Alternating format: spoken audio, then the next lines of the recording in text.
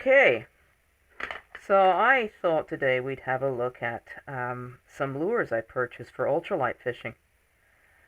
And I have already taken them out the packages. Sorry about that, guys. I'm not very good at doing unboxings. I'm too anxious.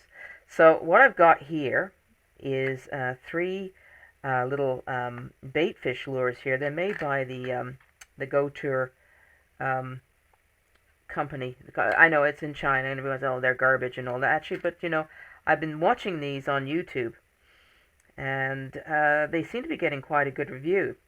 But anyway, let's open the box up here and take a look at what we've got. So their body, ouch, got stabbed here. The body is made of resin, and as you can see, it's jointed, and in between there you can see a strip, which apparently is made of Kevlar. And this makes this thing virtually indestructible. That's what they say. So it's supposed to hold together very, very well. Now, but this is kind of like a resin here. But look at the markings on this. This is so realistic. You can even see the scales in it. It's so well made. Now, I'm not sure if I'm going to keep the treble on. I might switch this out to a single hook, a barbless hook, for the ultralight fishing. That's going to be a chore to do because that's so small. Or maybe I'll just crush down the barbs on this. But yeah, look. So when you're trolling it along or cast and retrieve, it will swing back and forth, the tail, mimicking a swimming bait fish. Here's this one here. Very bass-like. You can see the Kevlar strip in there. Wow. They are really well made. I'm really impressed. I didn't pay a lot of money for these. I think I paid about 25, not even that, Canadian for them. This one's nice. Looks like a small trout. They should be, they should be excellent lures. At least I'm hoping they're going to be. So yeah, I'm going to look forward to taking those out and see if they can do any damage there in the river or even in the lake for smallmouth bass. And on an ultralight, it'll be an absolute blast to use these. So yeah. Now I also got these from a company named Creek Life Lure Company. They're located down in Tennessee. And as usual, not very expensive, but to get it shipped up to Canada, even by post, was more than what the product was worth. But that's typical. So I got 3 packages of soft bait for ultralight fishing. These look like they're going to be fantastic for crappie, gill, even trout. I can tell just by looking, this is very trouty here. And I got 2 packages of tungsten jigs. I think these are 1/16. They're barbless as well. We'll show those in a minute. Let's take a look at some of these. This is the one that I was really interested in, this one here. Let's see if we can get this package open without too much of a struggle. Jeez. Hang on here. Bear with me. There we go. Take one out. What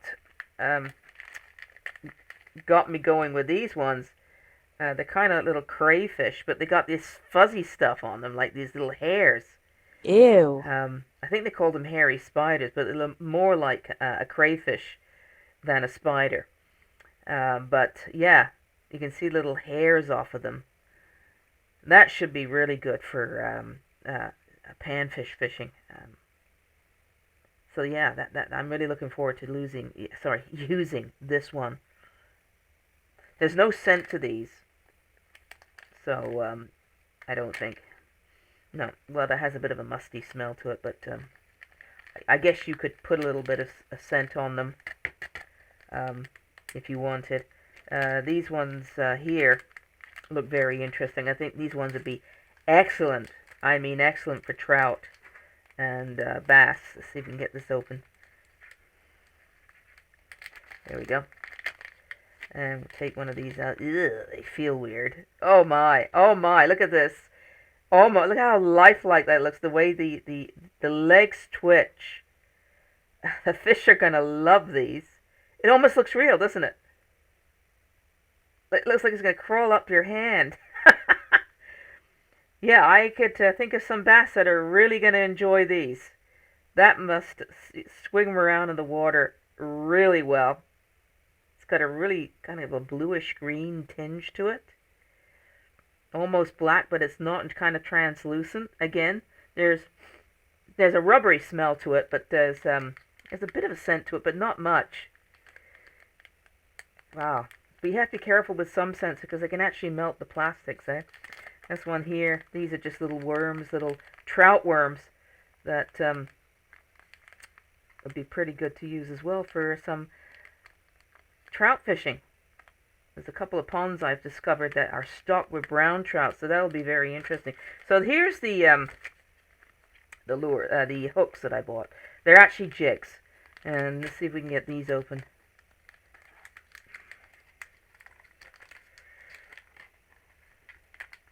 Can't complain about the way these are packaged, I tell you. Let's just pop that out. There we go.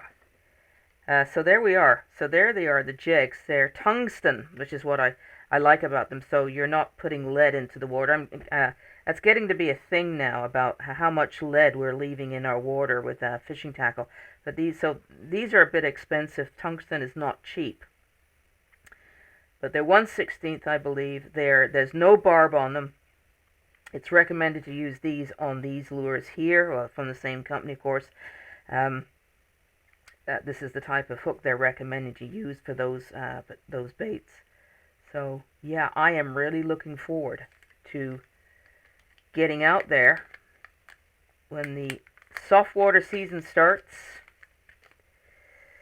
And, whoops, we can get out there and, yeah, use them and see what they do, see what damage they do.